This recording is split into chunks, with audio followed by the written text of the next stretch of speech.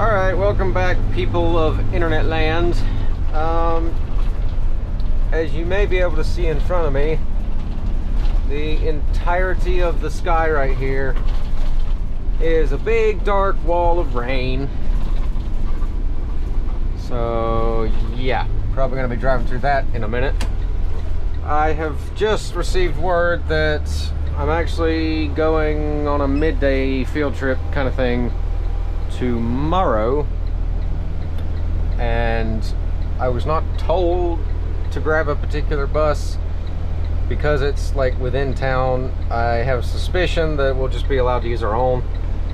If it's any kind of long trip, we always take the newest ones, but if it's like in town, they don't really care. So with that in mind, I'm gonna get fuel. I currently have about slightly over 15 gallons, which is not great, but it's not horrifying. So we'll go ahead. I need to go ahead and fill up anyway. If I didn't, it would definitely be after tomorrow morning's route, but we'll go ahead and do it tonight since we have the time to. The rain wall is slowly approaching. So after the monsoon, this is still on the 18th I record this. After the monsoon weirdness that was this morning, the entire sky was sunny for the afternoon with random spot showers, and now we have, you know, Hurricane September is here. So why are you cycling up the wrong side of the road? It's a good job he was wearing highlighter. I wouldn't have seen him. Holy cow. I saw somebody do that. It wasn't him. I did look. It wasn't him. Somebody did that on this road in the mornings up there. So like I'd be coming this direction and they'd be biking down the shoulder in the pitch black dark going that way, and you never saw them until like the last 3 seconds. That's a spicy looking sky right there. Holy cow. Throw the hazards on, standard railway procedure, as usual. Come up here, throw the door open, stop, contemplate life, and continue. There actually is a train way down there. I can see the lights. I did come up to that track once, and you know, in the world of school buses, you always stop at these railways like this, but you never really expect to actually see anything when you look. But I came up to that track one afternoon and I looked right, it was clear. I looked left, and right there, about less than 200 feet stopped, was a locomotive sitting there. And I was like, okay, that's a little unnerving, because it takes your brain a second to say, hey, they're not moving. You know, when you first just look, it's like, whoa, okay. Now here's a question for you. To actually get in our fuel bay, because the filler cap on the C2 is actually at the back of the bus, I have to pull forward. I have to pull forward far enough to get it next to the pump that my front end is actually sticking out in the rain. So I'm like, do I want to get soaked trying to refuel tonight, or do I just want to not and deal with it in the morning? That is technically enough fuel to do the morning run. The thing is though, this bus kind of will scare you, because the sensor for the fuel gauge sits at the very back of the tank, and it's a 60-gallon tank.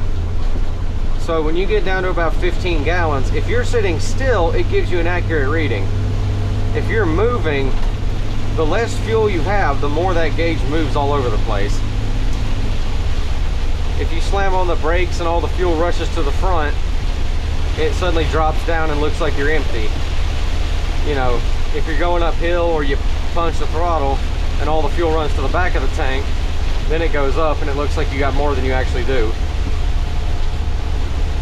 So once I get down to about a third of a tank, I'm already thinking about refueling. Once I get down to a quarter of a tank, I'm like, yeah, let's go ahead and do it. Because it's a little unnerving that thing becomes less reliable the closer you get to empty. Now the newer buses have 100-gallon tanks. So, hello. So they don't quite deal with that problem as much, but I do. There is actually somebody on stand getting fuel. Look at the water running through the parking lot. Oh my goodness. Look at it right here puddling up. Look at the way it's going over the speed bump. That's funny. There's one of those bluebirds in the shop. All right, how many?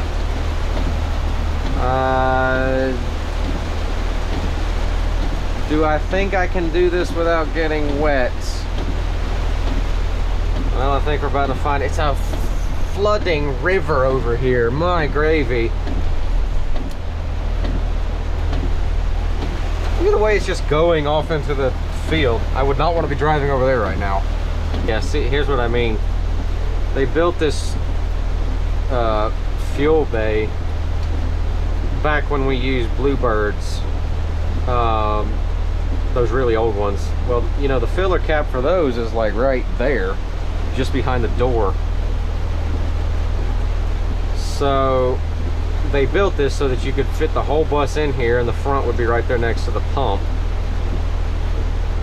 Well, we started buying C2s, and now we got to play this weird game of having the tail next to the pump while your front end is sitting downhill, which also presents a problem because the filler cap is at the back of the fuel tank. I'm sorry, at the front of the fuel tank. It's at the front. So when you sit like that, the automatic shutoff thing clicks off because all the fuel runs to the front of the tank, and it thinks you're full. But then you get back on level ground, look at your gauge, and you got so much more room you could have gone. And I mean, to those of you asking, could I back in and kick the tail over there? Yeah, I could theoretically, but what happens when people come in this side needing to get fuel? There is a flow to it, so, you know, I kind of need to stick to that. The rain has actually let off a little bit. So let's go up in here, turn the wipers off, and I will show y'all how we refuel. This is how we do it. All right, I'm watching the back end. I think right there it's probably okay.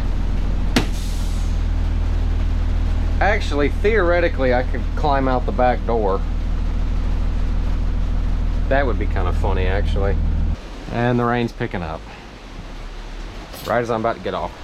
Of course it is! And guess what else I didn't bring? My coat. Because it was sunny when I picked up the bus today, and I'm not making that up. All right, I need that, and I need my number, 197793. You know what? I'm doing it. I'm actually gonna go out the back door. This is the silliest thing I've ever done. And because I'm on a hill, the ground is further down than I thought.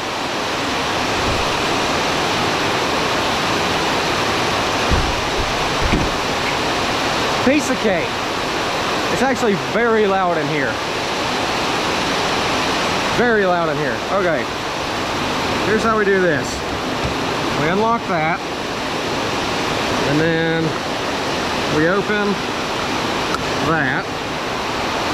Set that there. I'm gonna go ahead and hook this up. Like that. Now, we come over here.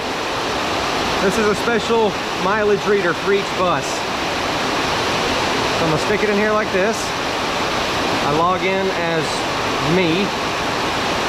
I punch in the bus odometer, so we have 197793. We enter that, it updates that code. We pull that out, punch in 1 for diesel, enter.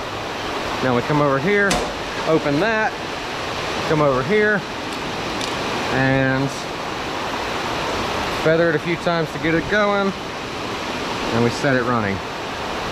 And now it's going. If you're wondering why I put it on the second fastest tick and not the fastest, that's because this pump has some kind of weird quirk where on the fastest setting it can't recognize a full tank fast enough, and it'll shut itself off, but you end up with backwash that comes over the side of the bus, which obviously drives me insane, and I have to then drive to the pressure washer and sit there and hose it off. So I found out if you put it on the second setting, which is slightly slower,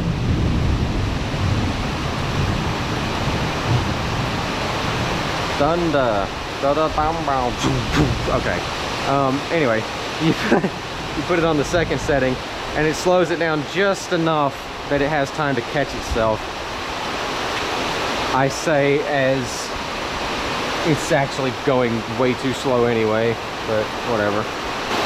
Rain, rain, go away.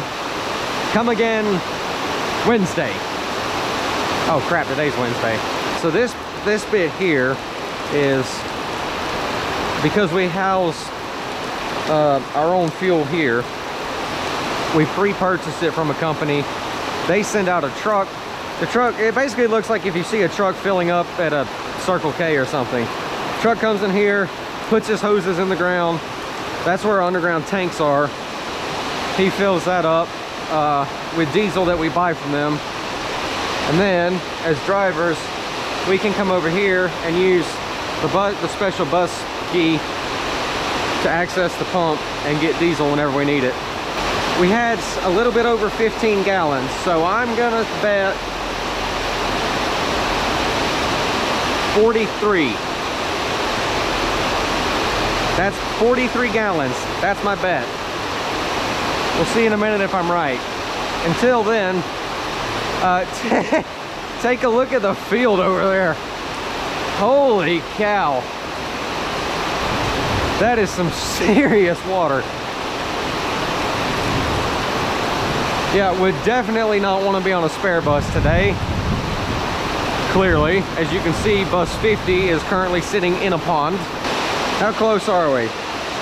All right, there's 43. Are we gonna hit 44? Yeah, all right, there's 44, so I was wrong. How about 45 and a half? 45.1.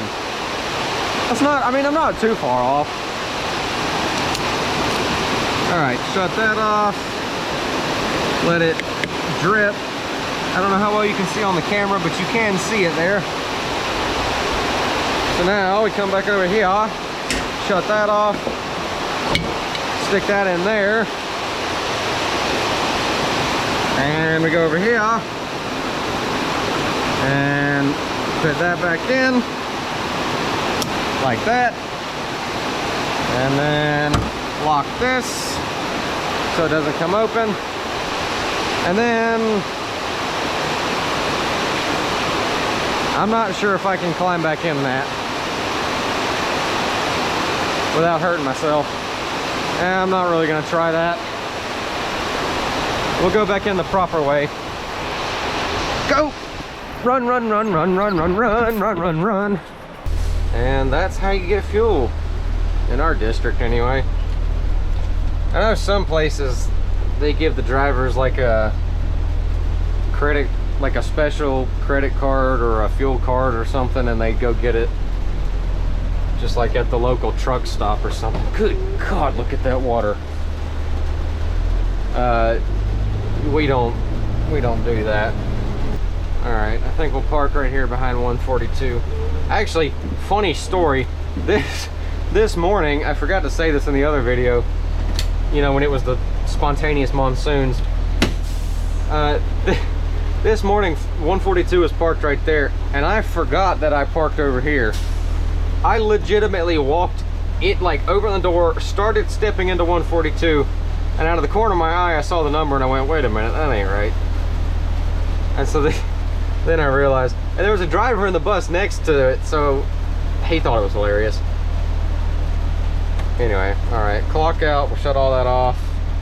I already reset the click. All that's good. And we don't have to do another post trip because we just did one. And the engine was not running for more than 10 minutes.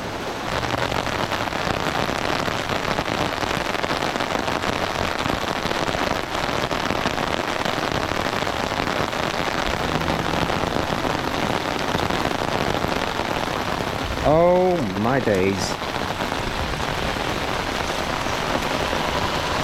That's quite a bit of water.